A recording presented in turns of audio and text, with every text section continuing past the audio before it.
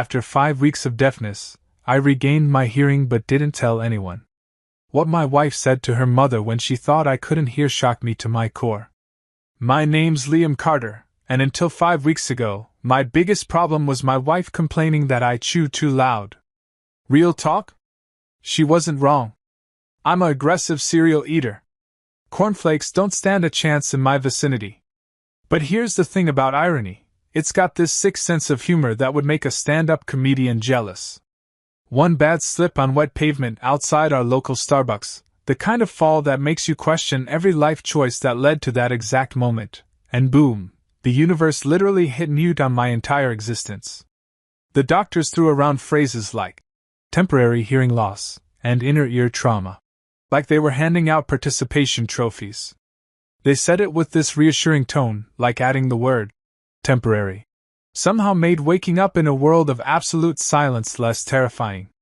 Let me tell you something. There's nothing comforting about silence when you've been married to Haley Montgomery Carter for 3 years. That woman is expressive, dramatic, and has a personal vendetta against quiet moments. She's the kind of person who argues with GPS voices when they tell her to turn right. Excuse me, Siri, but I know there's traffic on Oak Street. She once had a full 15-minute debate with our Alexa about whether or not it was going to rain. The Alexa won, by the way. It rained. When I finally came to in that hospital room, tubes in my arm and my head feeling like I'd gone 10 rounds with Mike Tyson's angrier cousin, Haley was there. Her lips were moving at about 90 miles per hour, faster than a politician during election season trying to dodge questions about their scandal. Her hands were flying around like she was conducting an invisible orchestra, and her perfectly shaped eyebrows, which cost more than my monthly car payment to maintain, by the way, were doing that thing where they expressed about 14 different emotions simultaneously. But all I heard was static. White noise. The kind of emptiness that makes you wonder if you've died and this is just some cosmic waiting room. My life turned into the world's worst mime show, except nobody was laughing and I definitely didn't sign up for this performance. For the first week, I kept touching my ears like maybe there was an off switch I'd accidentally flipped. There wasn't. The doctors ran tests, lots of tests.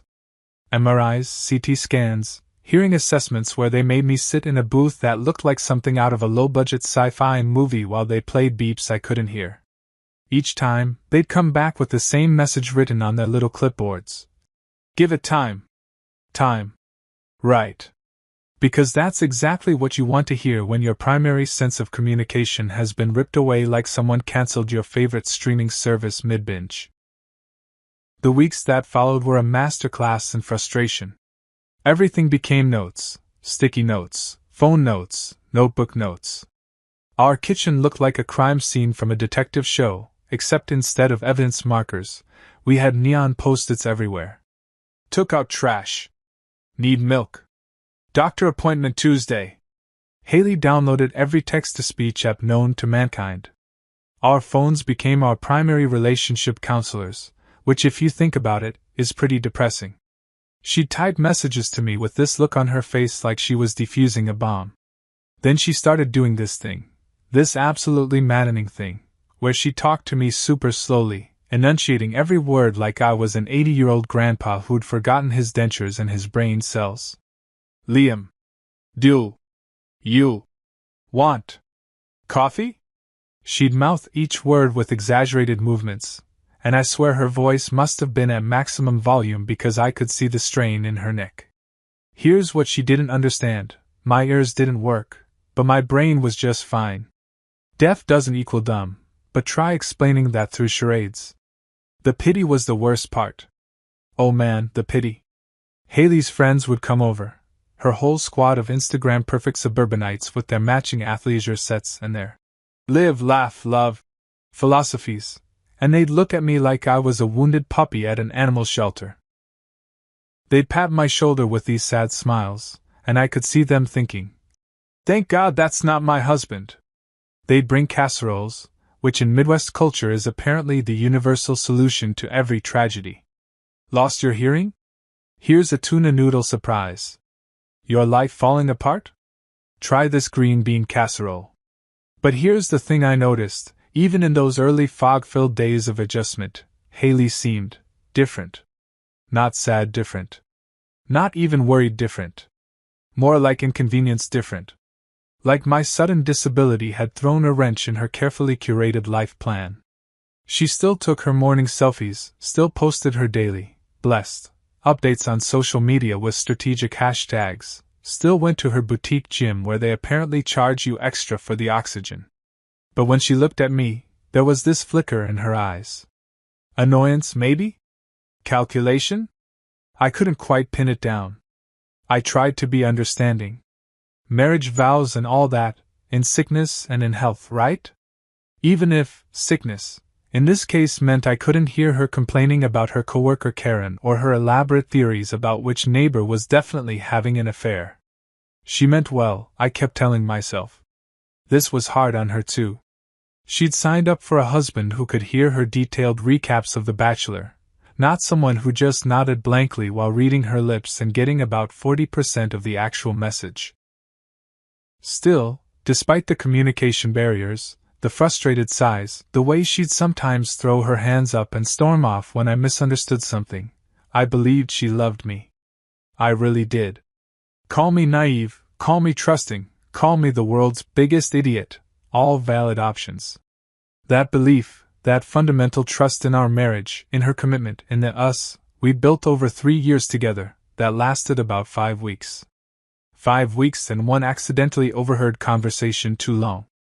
Well, overheard is generous considering what happened, but we'll get to that. Let's just say that when your hearing suddenly decides to make a comeback, it picks the absolute worst moments to reintroduce you to sound. And what I heard. What I finally, clearly, undeniably heard. That didn't just break my heart. It shattered every assumption I'd made about my marriage, my wife, and the person I thought I'd chosen to spend my life with. Turns out, silence isn't always the enemy. Sometimes, what breaks the silence is so much worse. The first week home from the hospital was pure, unfiltered chaos. Picture this: a grown man trying to navigate his own house like he's suddenly been dropped into a foreign country where nobody speaks his language, except the foreign country is suburban Ohio and the language barrier is just his busted eardrums. I was attempting to adapt to my new reality, while Haley acted like my disability was a personal inconvenience specifically designed to ruin her carefully constructed aesthetic. You know the type I'm talking about, the Instagram wife. Every corner of our house was photographed, filtered, and posted with captions like, "Love conquers all, 2 hearts, #married life, #blessed beyond measure, #myrock." While in actual reality, she was treating me like a malfunctioning appliance she couldn't return because she'd thrown away the receipt. I used to think her social media obsession was funny, endearing even. We'd laugh about her staging the same coffee cup photo 17 different ways to get the perfect morning vibe. Now it just felt hollow. She'd literally step over me, literally, physically step over my body if I was sitting on the floor trying to plug in my phone, to get the right angle for her lazy Sunday post. The irony of calling it lazy while she spent 2 hours setting up the shot was not lost on me, even if my hearing was. Our house became a weird silent film where I was both the star and the audience, except nobody was laughing at the pratfalls. Haley started leaving notes everywhere, which sounds sweet until you realize that "take out trash," written in increasingly aggressive handwriting and underlined 3 times, isn't really a love letter. She'd text me from the same room we were both sitting in, her thumbs flying across her screen with this annoyed expression, like having to communicate with her disabled husband was equivalent to filing taxes by hand. Then there was her voice, or what I imagined her voice sounded like now, because I couldn't actually hear it. Her silent gestures, though? Those were loud. So incredibly loud. The eye rolls could have powered a wind turbine. The heavy sighs I could only see by watching her shoulders rise and fall with dramatic exasperation. The way she'd throw her hands up when I didn't understand what she was trying to communicate, like I'd chosen to go deaf just to spite her brunch plans. Haley's mom, Patricia, started visiting more often, which was about as welcome as a root canal. Without anesthesia. On a Monday, Patricia Montgomery Ashford, Yes, she hyphenated after her divorce because apparently one name wasn't enough to contain all that judgment, was elegant in that cold, calculated way that women who lunch at country clubs have perfected. She wore her privilege like armor. Designer pantsuits that cost more than my truck, shoes that could double as weapons, and this permanent expression that suggested she was constantly smelling something faintly unpleasant. Spoiler alert, that something was me. She'd arrive unannounced, naturally, because wealthy people seem to think doorbells and courtesy calls are for peasants. Patricia would glide into our living room with her overpriced latte, always from that boutique coffee place downtown that charged $8 for what was essentially coffee with an attitude, and settle into our best chair like she was holding court. Then the whispering would start. She and Haley would huddle together on the couch, heads bent close, hands gesturing, and I'd sit there in my recliner, the broken husband, the inconvenient obstacle to whatever conversation they were having. Here's what they didn't know. I'd been teaching myself to read lips. Not like some professional interpreter or anything, but YouTube is a hell of a resource when you've got nothing but time and a desperate need to understand what people are saying about you. I wasn't fluent, not even close, but I was getting better. Good enough to catch phrases. Good enough to see Patricia's perfectly lipstick mouth form words like dragging you down and should have standards.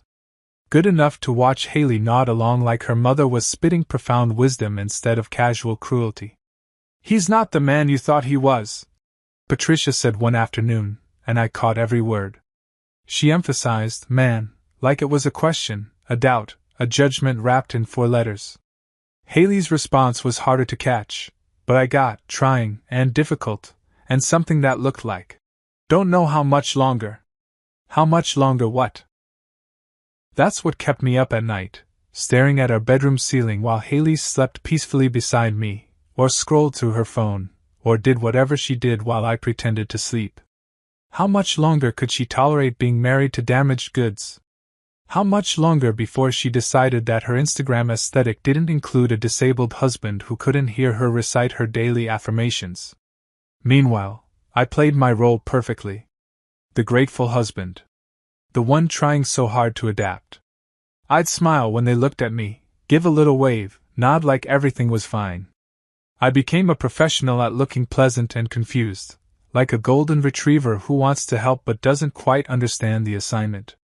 Inside, though? Inside I was thinking things that would make a therapist reach for their prescription pad. Patricia would sip her fancy coffee, the kind with foam art that probably had its own Instagram account, and I'd watch her whisper to Haley. "You could have married someone successful," I caught one day. Not more successful, or as successful, just someone successful. Like I was currently operating at 0 on the achievement scale. Never mind that I ran my own contracting business. Never mind that I'd built our deck, renovated our kitchen, and fixed pretty much everything in our house and half the houses in our neighborhood. None of that mattered because I wasn't whatever Patricia's definition of successful looked like. Probably something involving golf club memberships and investment portfolios and weekend homes in places with pretentious names. Haley's face when her mother said these things, that's what killed me. She didn't defend me. Didn't shake her head or mouth. "That's not fair," or give any indication that she disagreed. She just sat there, nodding slightly, like she was considering the merits of her mother's argument. Like our marriage was a business proposition that wasn't yielding adequate returns. I started keeping a mental scorecard of every slight, every dismissive gesture, every moment of casual cruelty disguised as concern. Patricia suggesting Haley needed time to herself, to process everything. Translation: your husband's disability is traumatic for you. Haley sighing when I didn't understand something she tried to communicate. The way they'd both look at me sometimes, like I was a problem to be solved rather than a person to be loved. The worst part wasn't even the judgment, or the whispered conversations. It was the performance. Because when anyone else was around, Haley's friends, our neighbors, the mailman, she'd transform. Suddenly she was the devoted wife, the caretaker, the woman standing by her man through adversity. She'd touch my shoulder gently, smile with practiced sympathy, and tell everyone how we're managing. and taking it day by day, and keeping positive. She'd use words like journey and challenge and blessed for perspective. And people would nod admiringly, like she deserved a medal for not abandoning her husband during a medical crisis. If judgment were an Olympic sport, Patricia would have more gold medals than Michael Phelps. And Haley? She'd be her star pupil, training for the next games. Meanwhile, I sat there in the audience of my own life, watching them perform, reading their lips when they thought I couldn't, and slowly, methodically, realizing that the person I'd married maybe never existed at all. Maybe she'd always been this person, this woman who valued appearance over substance, who saw marriage as a social accessory rather than a partnership, and I'd just been too in love, too optimistic, too stupidly trusting to notice. So yeah, that first week home was chaos. But not the kind of chaos you recover from. The kind that fundamentally shifts how you see everything, like putting on glasses for the first time and realizing the world was never actually blurry, you were just blind. Haley's behavior started changing around week 3, and I'm not talking about the normal adjustment period kind of changing. I mean the kind of shift that makes you wonder if someone's been replaced by a pod person, except this version was somehow worse than the original. No more post-it notes saying, "Love you," stuck to the bathroom mirror. No more hand squeezes when we passed each other in the hallway. She stopped facing me when she talked, which made lip reading absolutely impossible, and I'm pretty sure that was intentional. It was like she'd decided that basic human courtesy was optional now that I couldn't call her out on it verbally. The most obvious tell? Her phone. That thing became like a fifth limb, surgically attached to her hand. She was glued to it 24/7, and I mean that literally. Morning coffee? Phone. Dinner table? Phone. Bathroom? You better believe she had that phone. She'd be sitting 3 feet away from me on the couch, and I'd see her face light up with notifications. Not the casual, "oh, a text," kind of lighting up. The full-on dopamine hit, eyes sparkling, corners of her mouth twitching into smiles she tried to suppress. She'd be laughing at something on that screen, actually giggling, and when I'd tap her shoulder to ask what was funny, she'd flip the phone over so fast you'd think it was displaying nuclear launch codes. "Just the girls," she'd mouth to me, waving dismissively. Group chat. Right. Because group chats with Jennifer and Melissa about their kids' soccer schedules definitely make you blush like a teenager who just got asked to prom. I wasn't born yesterday, and I definitely wasn't stupid, hearing loss or not. Either she'd found the world's most entertaining group of girlfriends, or there was a new contestant in her romantic reality show, and spoiler alert, it wasn't me. I started paying attention to patterns, because that's what you do when you can't hear but you can definitely see. Every evening around 8 p.m., like clockwork, she'd excuse herself. "Need to call my mom," she'd sign, or "work emergency," which was hilarious because Haley worked part-time at a boutique selling overpriced candles. What emergency? Did someone buy the wrong scent? Was there a lavender crisis I didn't know about? She'd disappear into our bedroom, close the door, and stay there for 30, 45 minutes sometimes. When she'd come back out, her cheeks would be flushed, her eyes bright, and she'd have this satisfied look like she just finished the best conversation of her life. That conversation definitely wasn't with me, in case you were wondering. Our conversations consisted of her typing, "Did you eat?" and me giving a thumbs up. Real romantic stuff. The kind of deep connection that makes marriage counselors weep with joy. Then came the perfume incident, and let me tell you, this is where things went from suspicious to, "Okay, we're definitely in affair territory now." It was a Tuesday night, I remember, because Tuesdays were trash night, and I'd just dragged our bins to the curb. I came back inside, still in my jacket, and Haley was in the kitchen doing her usual phone scrolling routine. I walked up behind her to grab a water from the fridge, and when I passed her, this scent hit me like a freight train. Now I've been married to this woman for 3 years. I know her perfume collection better than I know the periodic table. She's got her daytime casual scent, her evening out scent, her "I'm trying to impress someone" scent, and her It's Sunday and I don't care. Nonsense. This? This was none of those. This was something new, something expensive smelling, something that screamed, I'm trying really hard here. It was musky and sweet and definitely not from her usual rotation of flower-based fragrances that cost $40 at Macy's. I hugged her from behind, partly because I was still playing the devoted husband role, partly because I wanted to confirm what I was smelling.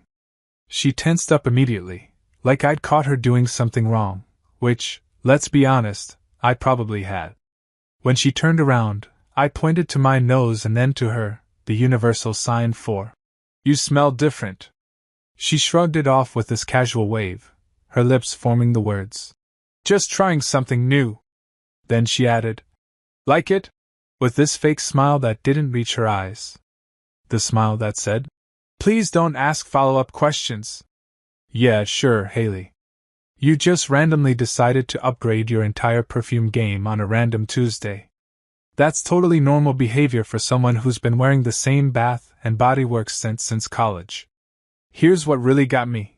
The perfume wasn't the only new thing. Her clothes started changing too. More effort, more style, more. I'm definitely dressing for someone. Energy. She'd always been put together. That Instagram aesthetic didn't maintain itself, but this was different.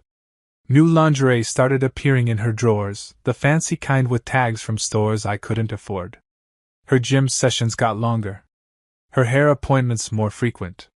She was getting waxed, threaded, manicured, and pedicured like she was preparing for a photo shoot, except we had exactly 0 events on our calendar. Girls' night. She'd tell me when she'd come home at 11 p.m. on a Thursday, smelling like wine and that mysterious new perfume. Jennifer's birthday thing. When it definitely wasn't Jennifer's birthday because I'd seen Jennifer 3 days earlier at the grocery store, and she'd mentioned nothing about celebrations. The lies were piling up faster than our credit card bills, which, by the way, were also suddenly through the roof. Restaurants I'd never been to. Charges from hotels in the next town over. A lingerie store called Lace and Grace that sounded like it specialized in helping wives commit adultery in style. That's when I started the notebook. Small, black, leather-bound. I picked it up from the office supply store on one of my solo trips out of the house, the kind of trips I'd started taking more frequently because being home felt like living in a museum of my failed marriage. Every weird thing she did went in that notebook. Every unexplained absence, every suspicious charge, every time she came home smelling like guilt wrapped in designer fragrance. If Sherlock Holmes and a broken-hearted husband had a baby, and that baby was really petty and detail-oriented, that was me. I documented everything. March 15th, gone for 3 hours, said grocery shopping, came back with 1 bag of lettuce and lipstick smudged. March 18th, new charge at Winston Hotel, $347. We don't know anyone in Winston.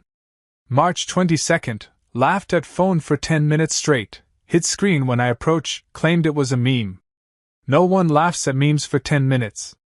I kept that notebook in my truck, hidden under the driver's seat in a compartment I'd built myself. Because here's what I was learning, when you can't hear, you get real good at seeing. And what I was seeing was a woman who'd checked out of our marriage and was actively auditioning replacements. The perfume wasn't just perfume.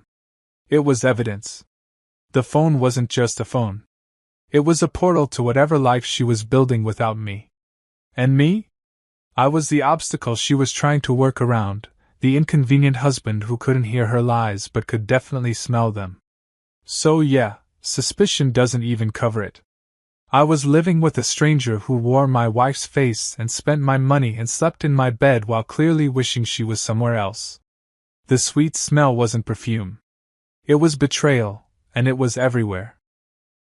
Patricia started visiting more often, and by more often, I mean she was practically living at our house. Always unannounced, naturally, because people with money seem to think that common courtesy is something poor people invented to feel important. She'd show up at 9 in the morning with her ridiculous coffee and her designer handbag that probably cost more than my monthly mortgage payment, letting herself in with the spare key Haley had given her without asking me.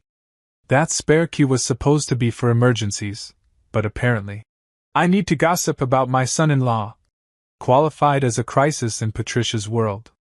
One afternoon, I was in the garage pretending to organize my tools but actually just hiding from the tension in my own house.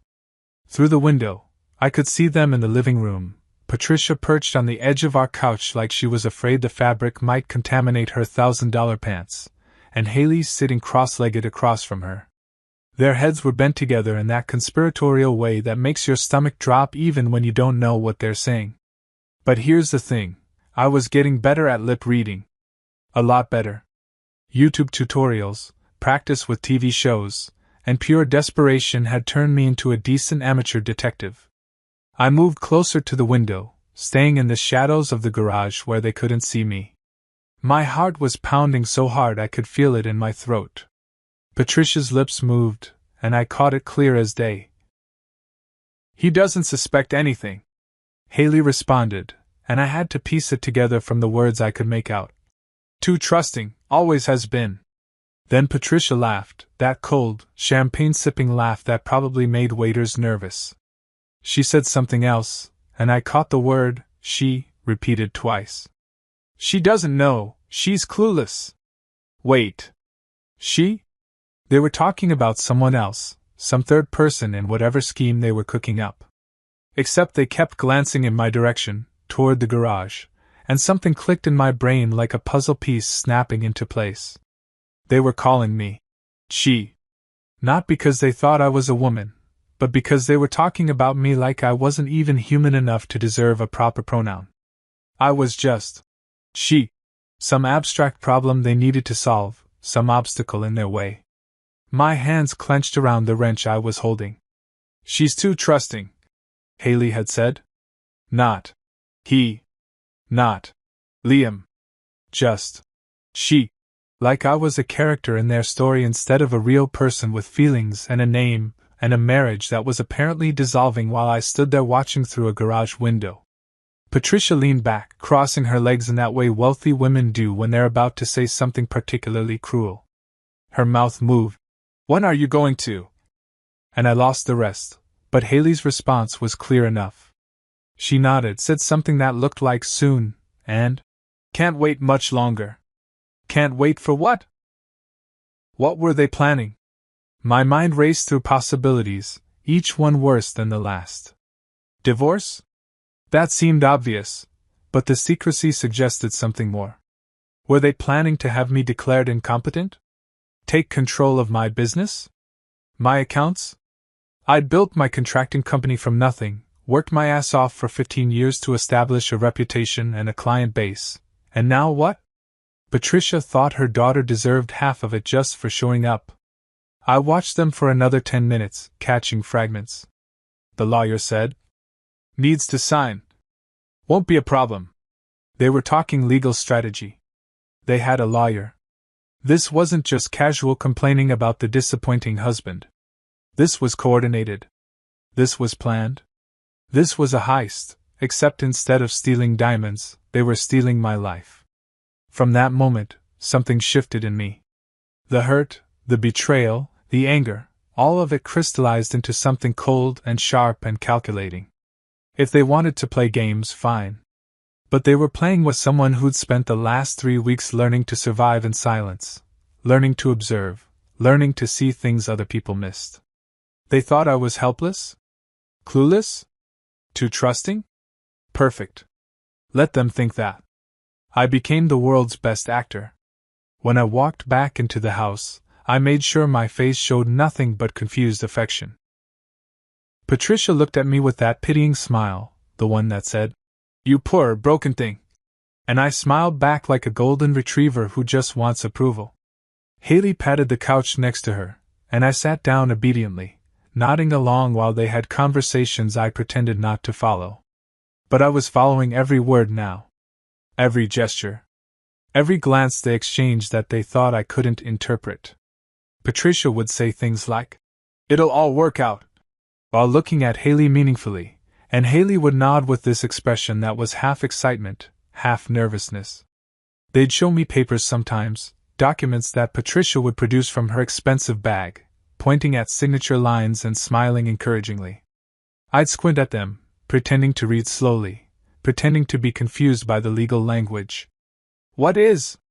I'd mouth, pointing at random paragraphs. Haley would wave dismissively, type on her phone. "Just refinancing stuff. Normal paperwork.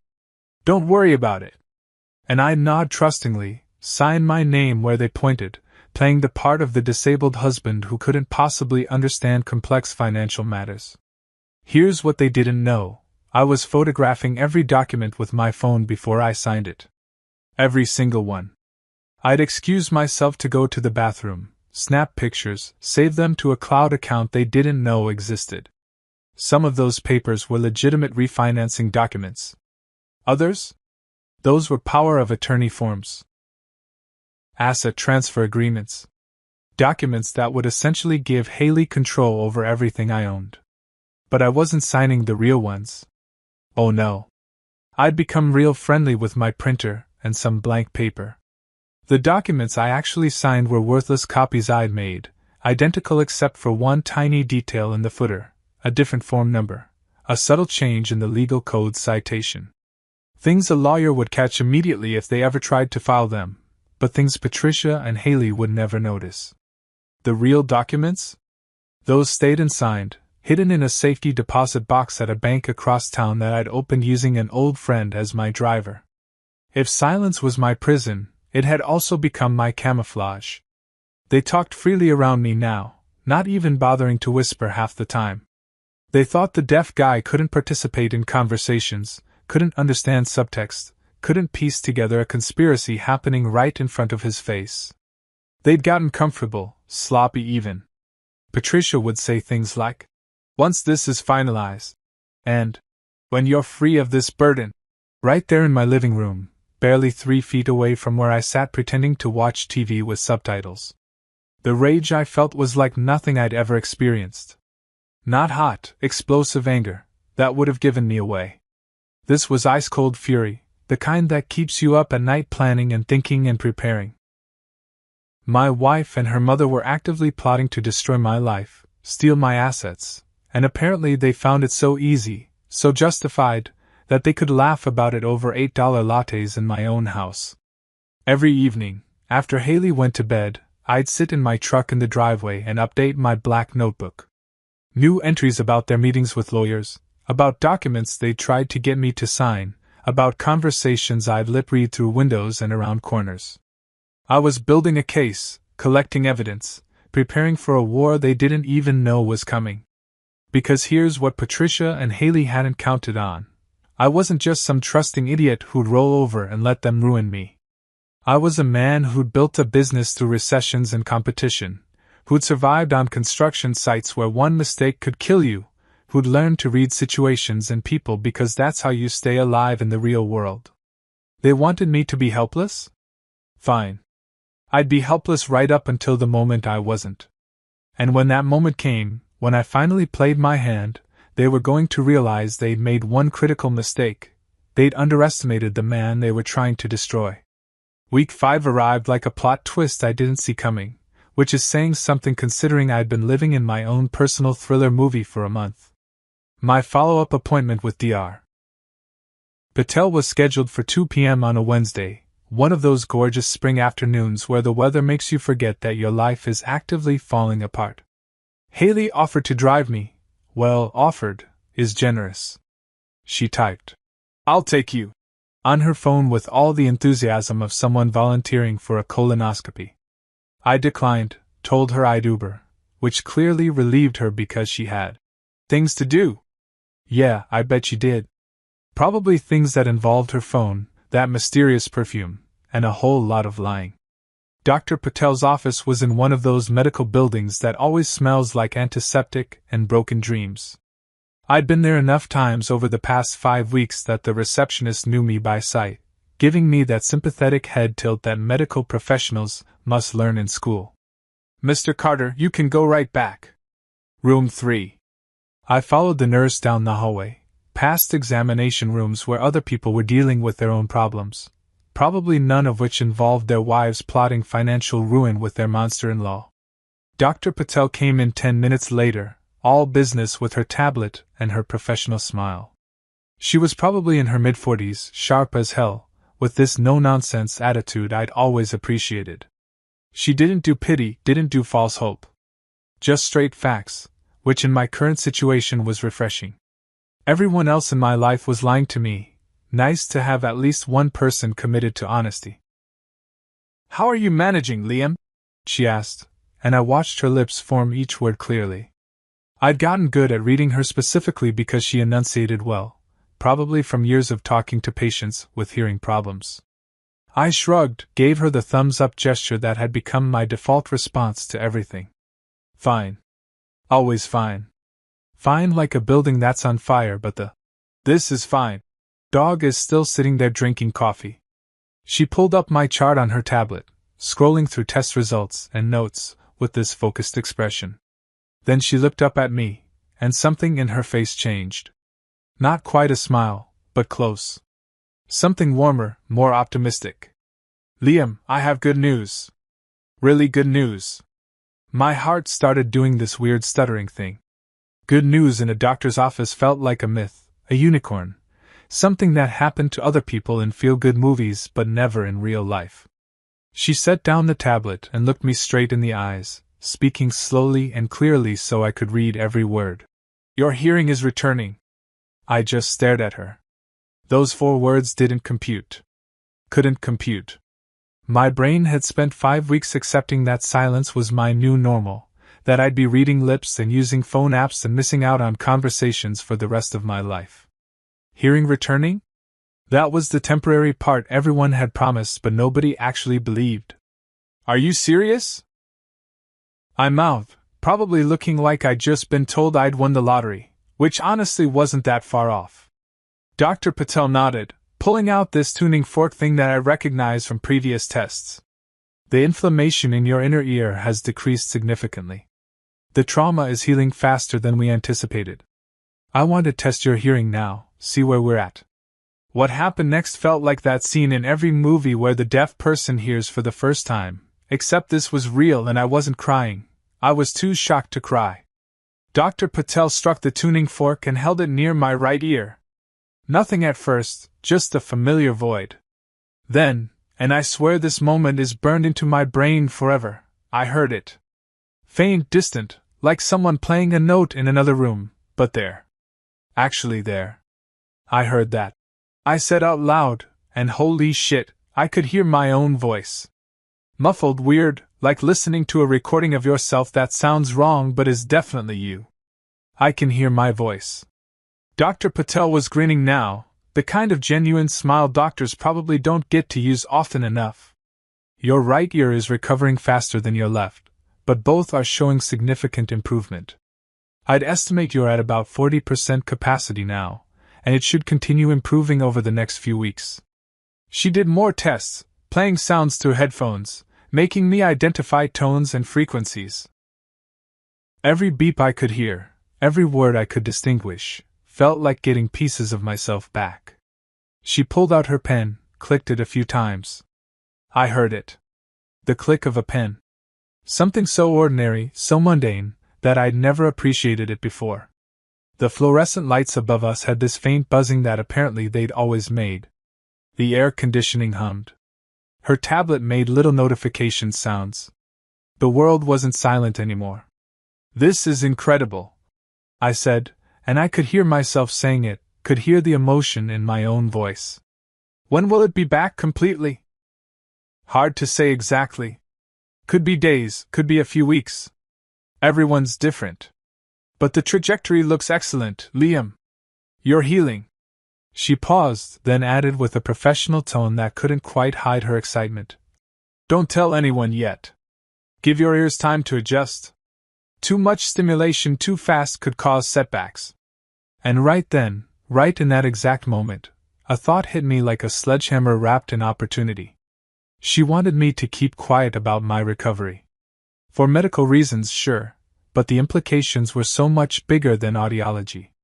If nobody knew my hearing was coming back, if Haley and Patricia thought I was still deaf, still helpless, still the clueless husband they could manipulate and scheme around. "Don't tell anyone?" I repeated, making sure I understood correctly. Dr. Patel nodded. Give it a week or two. Let your auditory system readjust gradually. You'll want to avoid loud noises, crowded places. Take it easy. Or, I thought, give my wife enough rope to hang herself with. Give her and her scheming mother enough confidence to get sloppy, to say things they shouldn't, to reveal the full extent of whatever they were planning.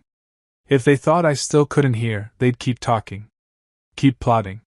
Keep digging their own graves deeper while I stood there with a shovel, pretending to be confused about what graves were for. I won't tell anyone. I promised Dr. Patel, and I meant it with every fiber of my being. Medical recovery, taking it slow, I understand completely. She walked me through care instructions, things to avoid, follow-up appointments. I heard every word, and each one felt like a gift. But more than that, each word felt like ammunition. I drove home in my truck with the windows down, and for the first time in 5 weeks, I could hear the wind. Traffic sounds. Other cars' radios bleeding through their windows. The world had volume again, and it was the most beautiful, terrible thing. When I got home, Haley was in the kitchen on her phone. Shocking, I know. She looked up when I walked in, and I made sure my face showed nothing. Just the same confused, dependent expression I'd been wearing for weeks. She typed on her phone. How was appointment? I gave her a thumbs up, shrugged like nothing had changed. She nodded, already looking back at her screen, already dismissing me. She had no idea that everything had changed. That the power dynamic she'd been exploiting had just shifted completely. That her deaf, helpless, trusting husband could suddenly hear every word, every plan, every betrayal she thought she was hiding. Patricia called right then. I could hear the phone ring, could hear Haley's voice when she answered. Hey, Mom. Those 2 words sounded different than I'd imagined during 5 weeks of silence. Sharper. Faker. She walked toward the bedroom, but not before I heard her say, No, nothing new. He's still completely clueless. Clueless. Right. I smiled to myself, said nothing, and went to update my black notebook with the most important entry yet. Day 35, hearing returned. They don't know. Game on. The next morning started like any other disaster disguised as normalcy. I woke up at 6 a.m., Haley still asleep beside me, her phone charging on the nightstand like it was receiving life support. For 5 weeks, mornings had been silent rituals of coffee and avoidance. Now, with my hearing partially back, I could hear everything. The house settling. The refrigerator humming downstairs. Birds outside that apparently had been chirping this whole time. And most importantly, I could hear when Haley's alarm went off at 7 and she slapped it quiet with the enthusiasm of someone who definitely didn't want to be conscious. I pretended to still be asleep, kept my breathing steady and slow like I'd perfected over the weeks of living with someone I no longer trusted. She shuffled around the bedroom, and I heard every drawer open, every zipper zip, every footstep on our hardwood floors that creaked in 3 specific spots I'd been meaning to fix but now felt grateful for because they were like an early warning system. She went downstairs, and I gave it 5 minutes before following. Played my part perfectly, confused morning face, slight stumble on the stairs like my balance was still off from the accident. When I got to the kitchen, she was already on her phone, coffee brewing, wearing yoga pants that cost more than my power tools. She glanced up, gave me that obligatory smile that didn't reach anywhere near her eyes, then went back to scrolling. I poured myself coffee, and here's where having hearing back became its own special torture. I could hear her typing. The rapid-fire tap-tap-tap of her thumbs on the screen, the little swoosh sound when she sent messages, the giggles she tried to suppress when something came back. Every sound was evidence. Every noise was confirmation that my wife was having a whole entire relationship with someone else right in front of me. Then her phone rang. Not buzzed, rang. Loud and clear, some pop song I vaguely recognized as her ringtone. She looked at the screen, and her whole face changed. Brightened. Excited. She glanced at me, probably to confirm I couldn't hear it, then answered. Hey, Mom, she said, and I heard every syllable crystal clear. She walked toward the living room, but she wasn't being careful about distance. Why would she? Her husband was deaf. Couldn't hear a thing. She settled onto the couch, and I stayed in the kitchen, positioned where I could hear but look occupied with my breakfast. Just a clueless guy eating cereal, nothing to see here. "I'm tired of pretending, Mom," Haley said, and my spoon stopped halfway to my mouth. "He's like dead weight now. He can't hear a thing. Honestly, it's peaceful." Dead weight. She called me dead weight. I'd built her that custom closet she'd begged for. Renovated our entire kitchen. Fixed her car more times than I could count. But sure, dead weight. That tracked. Patricia's voice came through the phone, tinny but audible if I focused. "I told you not to marry him, sweetheart. You need someone who matches your lifestyle, not a handyman husband." Handyman husband. Like that was an insult. Like having actual skills and the ability to fix things made me somehow less than whatever trust fund losers Patricia considered acceptable. My blood was heating up, my heart pounding so hard I was surprised they couldn't hear it in the living room. "I know," Haley said, and she sounded tired. Defeated. Like being married to me was this enormous burden she'd been carrying. "It's just so much work, you know? The notes, the typing, having to explain everything. And he's just there. All the time. Just sitting there with that grateful look on his face like I'm some kind of saint for not abandoning him." "You are a saint," Patricia said. "Most women would have left by now." Most women. As if staying with your husband after an accident was some kind of heroic act deserving awards. As if marriage vows were suggestions rather than promises. For better or worse, in sickness and health. Apparently those were just pretty words for the wedding and not actual commitments. Then Haley said it. The sentence that took every piece of hurt and betrayal I'd been feeling and crystallized it into something sharp enough to cut.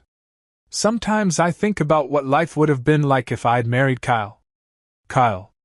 Her ex-boyfriend. The guy who'd proposed to her before I did, the walking hair gel advertisement who worked in cryptocurrency, which was code for scam people on the internet. Kyle with his gym membership he treated like a religion and his LinkedIn profile full of motivational quotes about grinding and hustling. Kyle who'd cheated on her with her own cousin, but apparently that was a forgivable offense compared to the cardinal sin of losing your hearing in an accident. My hands gripped the edge of the counter so hard I thought the granite might crack. Life with Kyle. She was fantasizing about life with Kyle while I sat in our house, eating cereal, pretending to be deaf so I could gather evidence of her betrayal. The irony was so thick you could cut it with a knife. Patricia didn't even pause. Didn't say, "That's inappropriate," or, "You're married," or any of the things a mother should say when her daughter is discussing alternative life choices with her ex while her current husband is 20 feet away. Instead, she said, "At least Kyle had ambition. Drive. He understood what it meant to be successful." Ambition. Kyle's ambition had been to start 3 different businesses that all failed within 6 months. Drive. The only thing Kyle drove was a leased BMW he couldn't actually afford. Success. Kyle's version of success was posting gym selfies and pretending his life was more impressive than it actually was. But sure, he had more ambition than the guy who'd built a legitimate contracting business from nothing and owned his house outright. "The lawyer says we're almost ready," Patricia continued, and my entire body went rigid. "The papers are nearly finalized. Once he signs the last few documents, you'll have control of everything. The business, the accounts, the house. Then you can do what you need to do." Do what she needed to do. Which was what, exactly? Divorce me and take everything I'd worked for? Leave me with nothing while she ran off to chase her Kyle fantasy? My vision was actually blurring with rage. This wasn't just an affair. This wasn't just emotional betrayal. This was calculated, premeditated financial destruction with her mother as the architect and me as the clueless Mark who was supposed to just sign away his entire life. "He trusts me completely," Haley said, and she actually laughed. "He signs whatever I put in front of him. Doesn't even read it properly.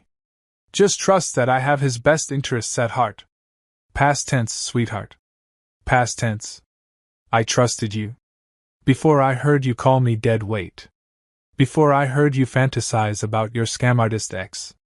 Before I heard you laughing about manipulating me with your sociopath mother. They talked for another 10 minutes, discussing timelines and logistics and lawyer meetings. They talked about selling the house, splitting assets, how much my business was worth, and whether they should try to take it all or settle for half. They discussed me like I was a problem to be solved, an obstacle to be removed, a thing rather than a person. And through it all, I stood there in my kitchen, listening to my marriage disintegrate in real time while my coffee got cold. When Haley finally hung up, she sat there for a minute. I could hear her breathing, hear her moving around on the couch. Then she got up and walked back to the kitchen with this smile plastered on her face, the mask firmly back in place. She held up her phone, typed, "Want to go out for lunch later?" I looked at her standing there, pretending to be the caring wife, and something inside me went completely cold. Not angry cold. Strategic cold. The kind of cold that makes good decisions instead of emotional ones. I smiled, nodded, gave her the thumbs up. "Sure, honey. Let's go to lunch. Let's keep pretending everything is fine while you plot to destroy my life with your mother. Let's keep playing this game where you think you're the only one who knows the rules." She seemed satisfied, went back to her phone, probably texting Kyle or her lawyer or whoever else was on her betrayal speed dial. And I stood there, listening to every notification sound, every keyboard tap, every little noise that confirmed what I already knew. My wife didn't love me. Maybe she never had. Maybe I'd been dead weight from the start, just too stupid and trusting to see it. But I saw it now. Heard it now. Understood it with perfect, painful clarity.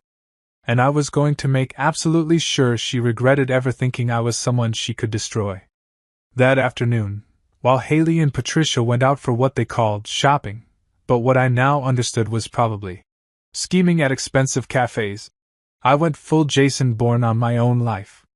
The house was mine for 3 glorious hours, and I was going to use every single minute.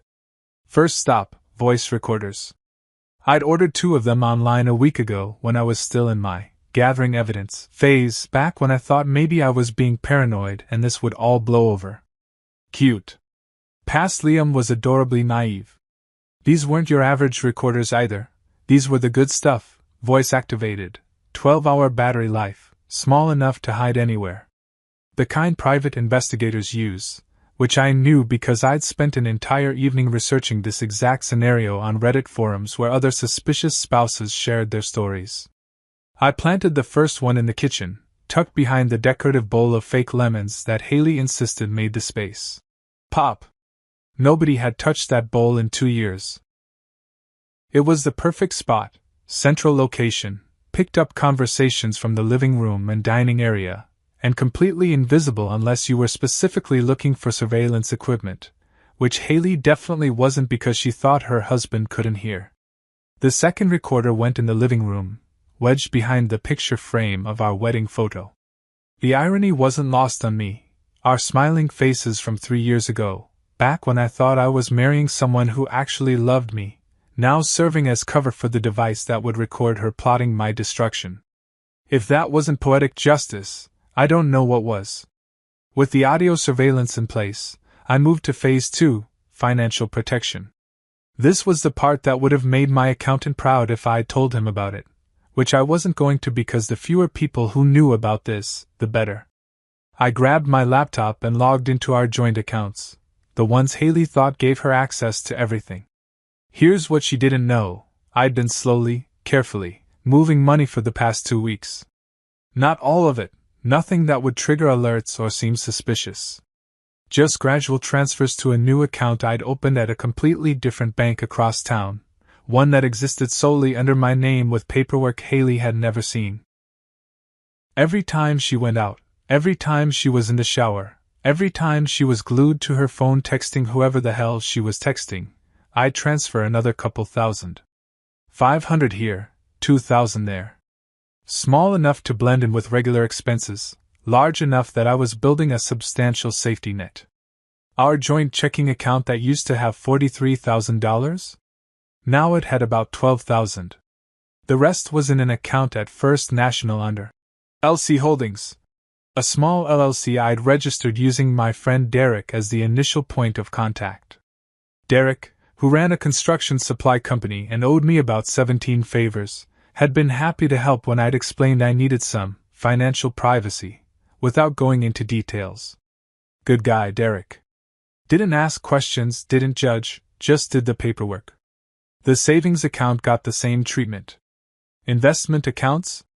Those were trickier because they had penalties for early withdrawal, but I'd started the process of rolling them over to individual accounts that Haley couldn't touch. My business accounts were already separate, thank God, because I'd set those up before we got married when my lawyer had insisted on keeping business and personal finances completely separate. Future Liam owed past Liam's lawyer a very expensive bottle of whiskey. Joint credit cards? I'd already requested new cards be sent to a P.O. box I'd rented 2 weeks ago. Changed all the passwords to accounts, set up two-factor authentication on my phone that Haley couldn't access. Every digital footprint that connected our finances was being systematically severed, and she had no clue because she never actually looked at the accounts. She just spent the money and assumed it would always be there. Next up, the documents. Those precious papers that Patricia kept producing from her designer handbag, the ones they'd been so eager to get me to sign. I photographed every single one I could find. Haley kept them in her desk drawer, probably thinking they were secure because her deaf husband wouldn't go snooping. I found power of attorney forms, asset transfer agreements, something that looked suspiciously like a quitclaim deed for the house, and my personal favorite, a document that would have given Haley sole ownership of my business. My business. The one I'd built from scratch 15 years ago when I was 23 with nothing but a truck, some tools, and a work ethic that Patricia apparently thought was beneath her daughter. They wanted to take that? The company that had my name on it, my reputation, my blood and sweat and 16-hour days? Over my dead body. Actually, scratch that, over their dead reputations. I made copies of everything, saved them to 3 different cloud accounts with passwords that would take a supercomputer 1,000 years to crack. Then I did something that felt both petty and absolutely necessary. I made fake versions of the documents I hadn't signed yet. Same format, same fonts, same everything except for tiny details in the legal code citations that would make them completely invalid if anyone tried to file them. The real genius move? I'd already signed some of these fake documents weeks ago when I'd first gotten suspicious. When Haley thought she was watching me sign over my power of attorney, I was actually signing a worthless piece of paper that looked identical but had Form 2847B instead of Form 2847A in the footer. Would a lawyer catch it? Immediately. Would Haley or Patricia notice? Not a chance. They were too busy congratulating themselves on their manipulation skills to actually verify the documents were legitimate.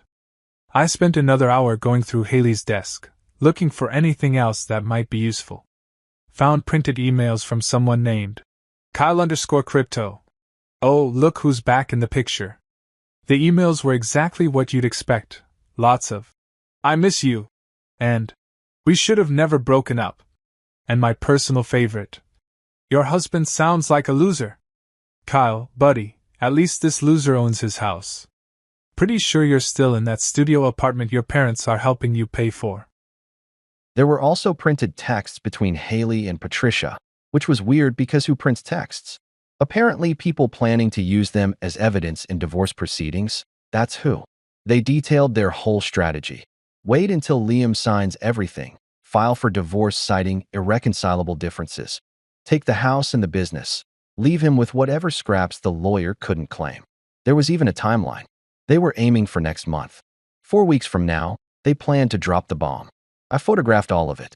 Every email, every text, every scheming little note Patricia had written in her pretentious handwriting about maximizing asset recovery.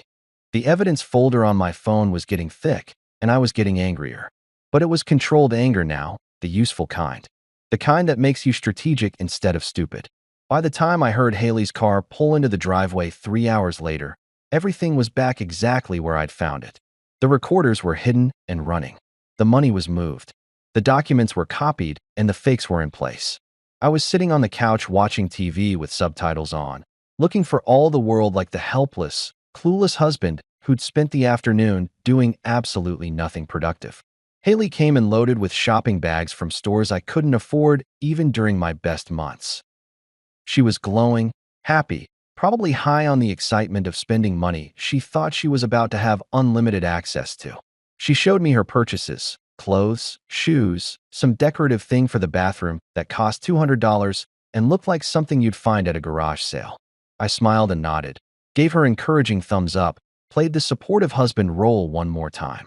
She had no idea that while she was out shopping for her post-divorce wardrobe, I'd been systematically dismantling her entire plan.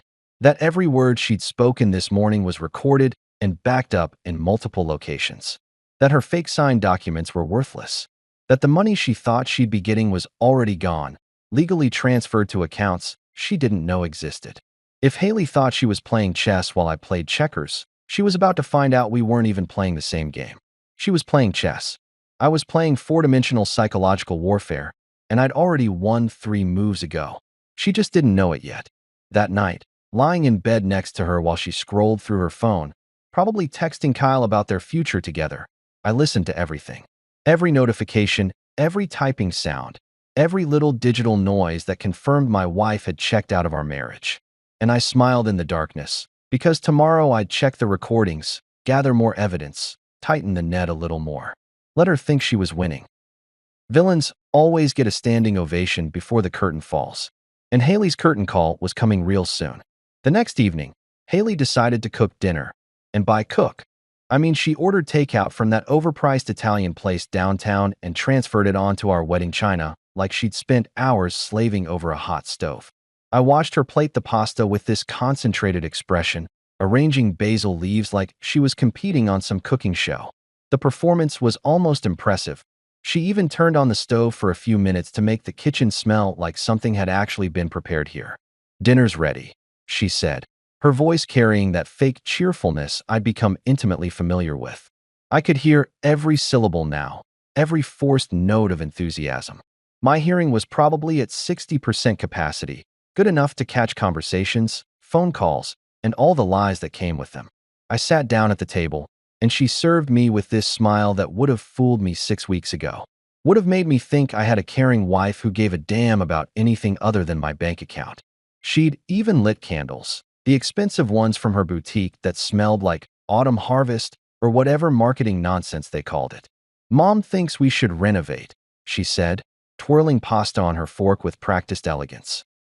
She'd taken those etiquette classes Patricia insisted on, learned to eat like she was at a country club even though she'd grown up solidly middle class in a suburb where the biggest controversy was whose lawn looked better. I watched her lips form the words, pretended I was reading them instead of hearing them clearly. "She thinks we could get great value if we updated the kitchen and bathrooms. Maybe sell the house, move somewhere new. Fresh start, you know? Fresh start. Right. More like fresh bank account after she liquidated everything I owned." I nodded slowly, gave her my best confused but trusting expression, mouthed the word, "okay," like I was considering it, like I thought this was actually about home improvement and not about converting my assets into cash she could split with her lawyer.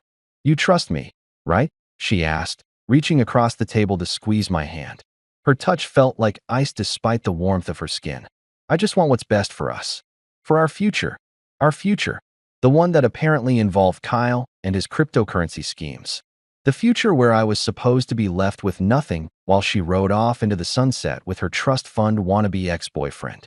I squeezed her hand back, smiled like an idiot, played my role perfectly. Her phone rang mid-dinner, Patricia's name lighting up the screen. Haley glanced at me, checking if I could hear it, which of course she thought I couldn't, then answered without even excusing herself. "Hey, Mom," she said, not bothering to leave the table because why would she? Her deaf husband was right there, completely oblivious, no threat whatsoever. "Just having dinner," Haley continued, stabbing at her pasta. "Yeah, he's right here. No, I told you, he trusts me completely." Meanwhile, my voice recorder, the one I'd hidden behind that decorative vase in the center of the table, tucked right behind the fake flowers Haley had insisted would bring life to the space, was capturing every single word. The irony of her talking about betraying me while sitting 2 feet from surveillance equipment was almost poetic. "The papers are ready." Patricia's voice came through the phone, tinny but clear enough. "Benjamin said we can finalize everything by next week. He just needs those last 2 signatures." Benjamin? That must be the lawyer. Probably some sleazy divorce attorney who specialized in screwing over unsuspecting husbands. I made a mental note to look up every Benjamin who practiced family law in our county. Shouldn't be too hard. Small town, limited options, and I had nothing but time and motivation. Haley's eyes flicked to me, checking if I was paying attention. I was staring at my plate, moving pasta around with my fork like a kindergartner who didn't want to eat his vegetables. Harmless, clueless, definitely not listening to every word of this incriminating conversation. "He'll sign anything," Haley said, and she actually giggled. Giggled like this was funny, like manipulating your husband was some kind of joke you shared with your mother over wine. "Yesterday, he signed that refinancing document without even reading past the first paragraph. He just trusts that I have his best interests at heart." Had. Past tense, sweetheart. I had my fork halfway to my mouth, frozen there, listening to my wife laugh about deceiving me. The recorder was getting all of this. Every laugh, every conspiratorial whisper, every casual mention of fraud and manipulation. "The business is the tricky part," Patricia said, her voice taking on that strategic tone she used when discussing things she thought were complicated but really weren't. "Benjamin thinks we should go for full ownership rather than trying to split it. Apparently, it's easier legally, and Liam won't be able to run it effectively anyway with his condition." My condition? My temporary hearing loss that was almost completely healed, but they didn't know that because I was smart enough to keep my mouth shut and my ears open. They were planning to take my business, the one I'd built from nothing, the one that bore my name and reputation, because they thought I was too disabled to run it. The audacity was almost impressive. "What about Kyle?" Haley asked, and my hand tightened on my fork. "Does he need to stay out of sight until this is finalized?" Stay out of sight. So Kyle was involved, actively involved, not just some fantasy she was entertaining in her head. He was probably waiting in the wings like an understudy ready to take the stage once they'd successfully destroyed my life. "Benjamin says it's better if there's no evidence of a relationship before the divorce," Patricia replied, and I could hear the satisfaction in her voice. "Keep it quiet for another month, then you're free. Free to live the life you deserve, sweetheart." The life she deserved. With my money, in my house that she wanted to sell, with my business that she wanted to steal, alongside a man who'd already proven he couldn't be faithful. Yeah, that sounded like exactly what she deserved, though probably not in the way Patricia meant it. They talked logistics for another 5 minutes. Timelines, lawyer meetings, what furniture Haley wanted to keep and what she wanted to sell. They discussed me like I was already gone, already removed from the equation, already just a signature on papers that would transfer everything I'd worked for into her name. When Haley finally hung up, she looked at me with this bright smile, the mask firmly back in place. "Sorry about that. Mom just worries, you know." I nodded, gave her the understanding smile. "Sure, honey. Your mom worries." That's definitely what that conversation was about. Not conspiracy to commit fraud or anything. Just normal maternal concern. "More wine?" she asked, already reaching for the bottle. She poured herself a generous glass, practically filled it to the rim. Celebratory drinking, probably. She was so close to her goal, so close to executing the perfect betrayal. Why not celebrate? I held up my glass too, and she poured me some with this indulgent look, like I was a child she was being gracious to. We clinked glasses, and she said something about us and our future and other lies that would have broken my heart if it wasn't already shattered into pieces so small they'd probably never fit back together correctly. The rest of dinner was performance art. Haley chatted at me about nothing. Her day at the boutique, some drama with her coworker Amanda, her plans to get her hair done on Friday. All surface-level nonsense designed to fill space while avoiding any real communication. I nodded along, played the attentive husband, all while thinking about the recording device capturing everything and the copies of documents sitting in 3 different cloud accounts and the money she thought she'd be getting that was already gone. After dinner, she insisted on watching a movie, Some romantic comedy that was probably ironic given our situation.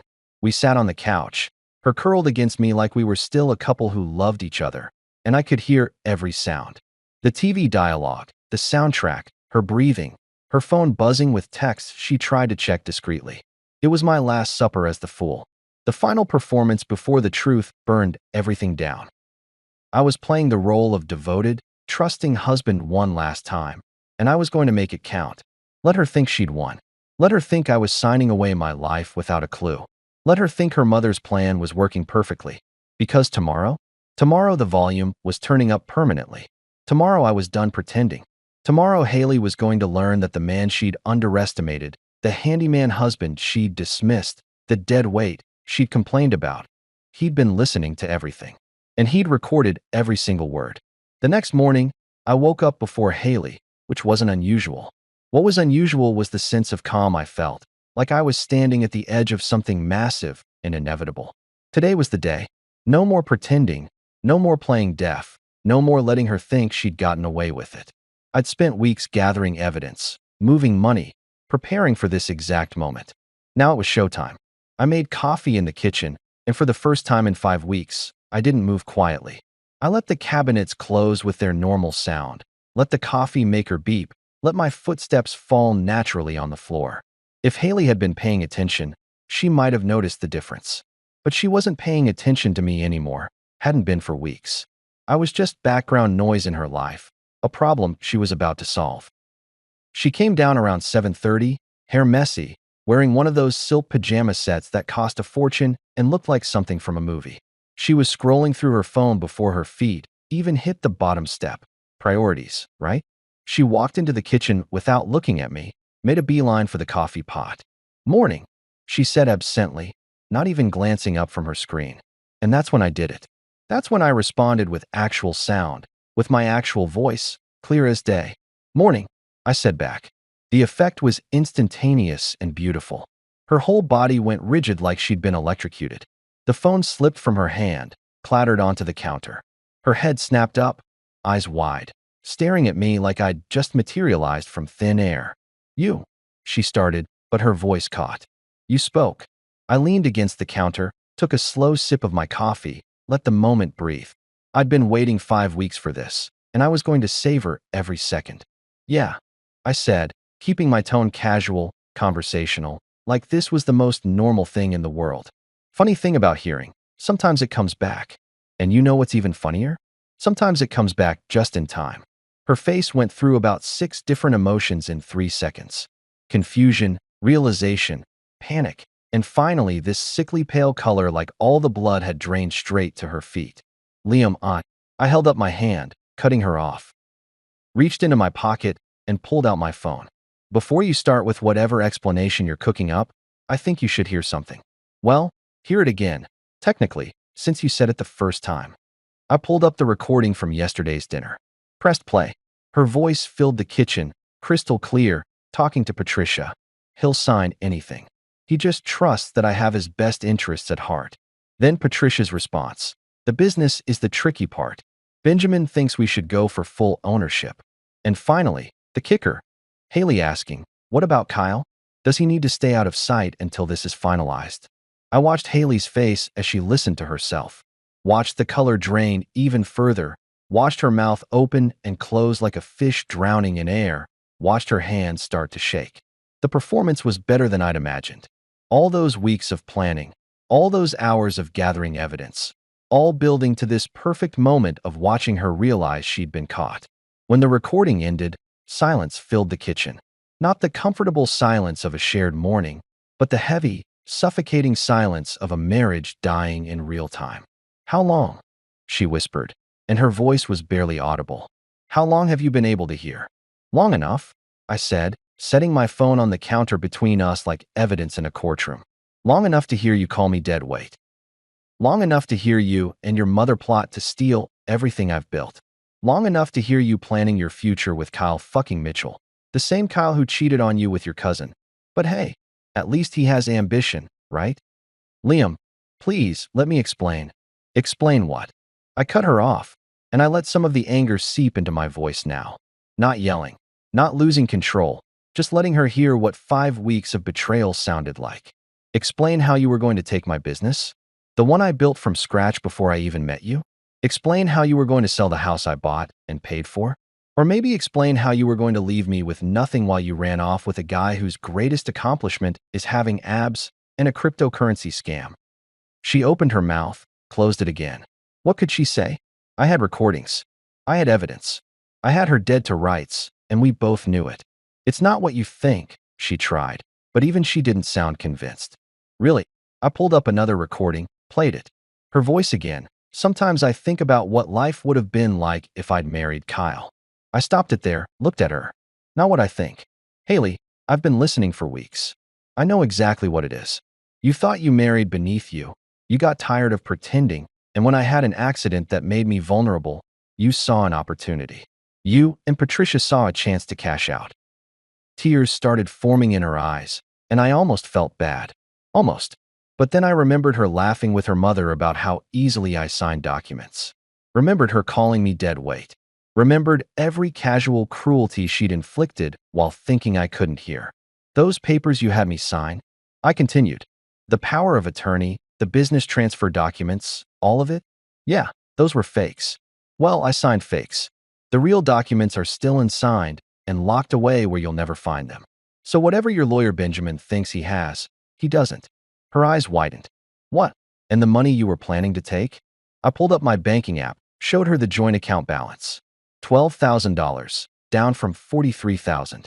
Already moved. Legal transfers to accounts in my name only. The savings, the investments, all of it. Already secured.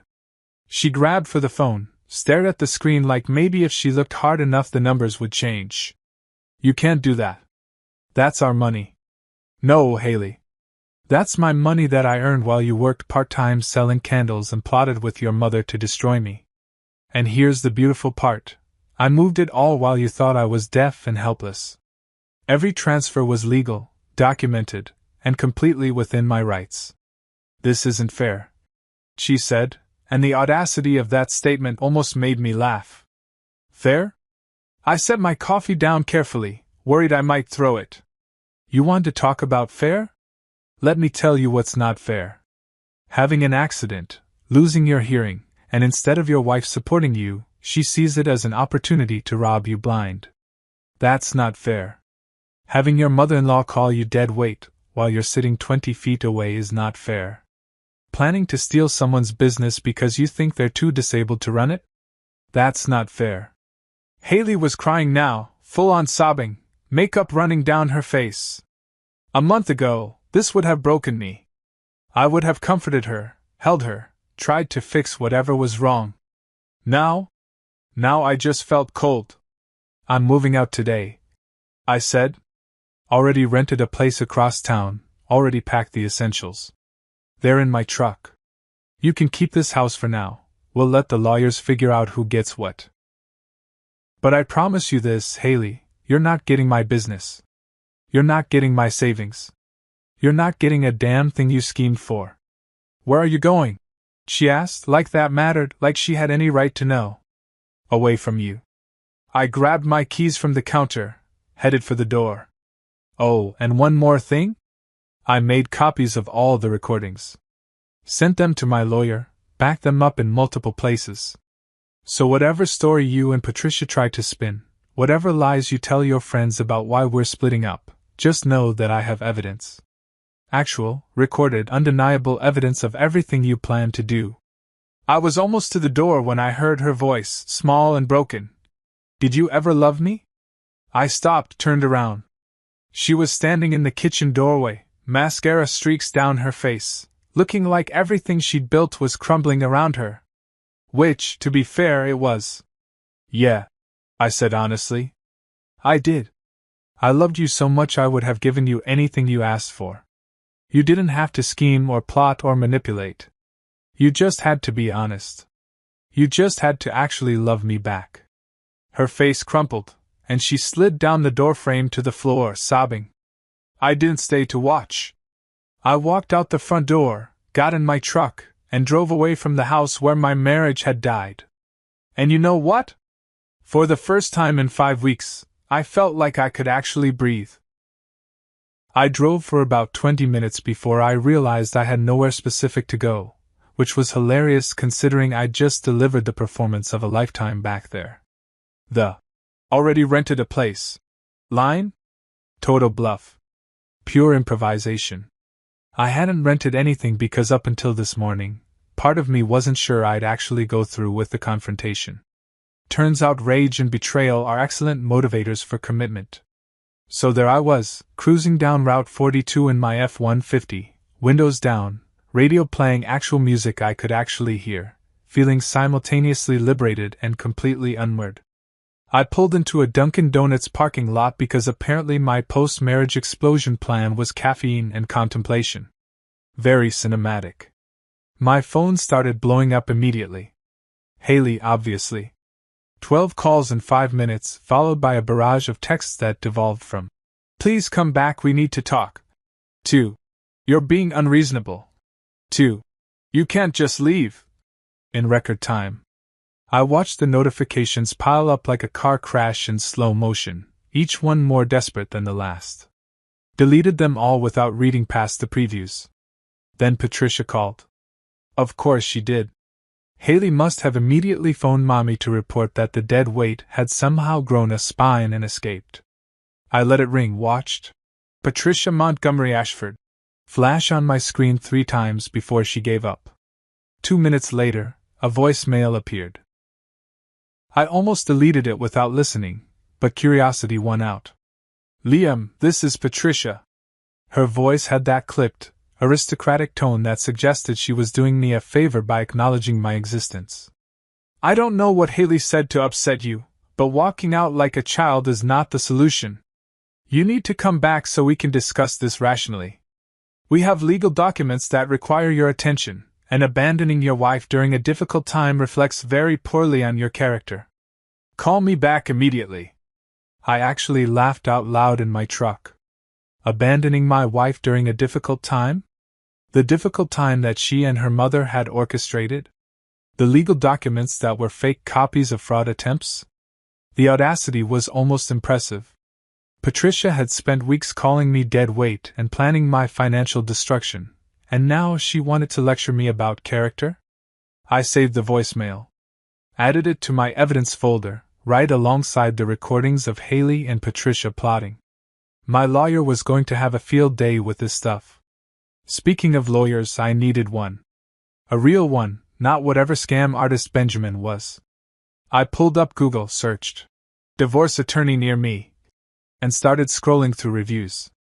Found a woman named Rebecca Chin with a 5-star rating and reviews that used words like aggressive, thorough, and doesn't mess around. Perfect. I called her office right there in the Dunkin' Donuts parking lot. "Chin Legal Group, this is Stephanie. Hi, I need to speak with Rebecca Chin about a divorce case. It's urgent. Ms. Chin is with a client right now. Can I take your information and have her call you back?" I gave Stephanie my details, emphasized the urgency, mentioned that I had recorded evidence of fraud attempts and financial manipulation. That got her attention. "Hold on, let me see if Ms. Chin can spare 5 minutes." 3 minutes later, Rebecca Chin was on the line. She had one of those voices that sounded like she'd seen everything and wasn't impressed by any of it. "Mr. Carter, Stephanie says you have recordings?" "Hours of them. My wife and her mother plotting to steal my business, take my assets, forge documents. All recorded without their knowledge over the past week. Were you in the room when these conversations happened?" "Yes. In my own house." "Why?" "Then the recordings are legal. Ohio is a one-party consent state. If you're part of the conversation or present in your own home, you can record without permission. This is good. Very good. How soon can you come to my office?" "How about now?" Rebecca laughed, and it wasn't a kind laugh. It was the laugh of someone who enjoyed her job a little too much, which in my situation was exactly what I needed. "I like your energy. Come in at 2 p.m. Bring everything you have, recordings, bank statements, documents, all of it. We're going to bury them." I hung up feeling something close to hope for the first time in weeks. At 1:30, I was sitting in Rebecca Chen's office, which was decorated in a style I'd call successful intimidation. Diplomas on the walls, leather furniture, a massive desk that looked like it had witnessed 1,000 marriages die. Rebecca herself was mid-40s, impeccably dressed, with sharp eyes that missed nothing. I spent 90 minutes walking her through everything: the accident, the hearing loss, the suspicious behavior, the overheard conversations, the recordings, the fake documents, the financial transfers. She listened to the audio files, reviewed my evidence folder, examined the fake documents I'd created, and by the end of it, she was smiling like a shark who'd just spotted dinner. "This is one of the most well-documented cases I've seen in 20 years," she said. "Your wife and her mother essentially handed you a gift-wrapped divorce settlement in your favor. They attempted to defraud you, which we can prove. They plotted to steal marital and separate property, which we can prove. They engaged in infidelity planning, which won't matter for the divorce in Ohio since it's no fault, but it'll matter in the court of public opinion. What about the business? Your business is separate property. You established it before the marriage, kept separate accounts, and have clear documentation. She has no claim to it, especially not after attempting fraud. The house is trickier since you bought it before marriage, but both lived in it. We might have to negotiate there, but given her behavior, I'm confident we can arrange something favorable. And the money I moved?" Rebecca waved her hand dismissively. "All legal. You transferred your own funds from joint accounts you had every right to access. Nothing she can do about it. In fact, her attempts to manipulate you into signing over assets works in your favor. Shows bad faith." We spent another hour planning strategy. Rebecca explained that Ohio's divorce process typically took 9 to 12 months, but given the circumstances, we could probably expedite it. She'd file paperwork by the end of the week, citing irreconcilable differences and requesting immediate temporary orders to prevent Haley from accessing or selling any marital property. "One more thing," Rebecca said as I was leaving. "Expect her to play victim. Expect tears, expect her to tell everyone you abandoned her. Expect her mother to launch a social media campaign about what a terrible husband you were. Don't engage. Don't respond. Don't defend yourself publicly. Let the courts handle it. Trust me, I'm done engaging."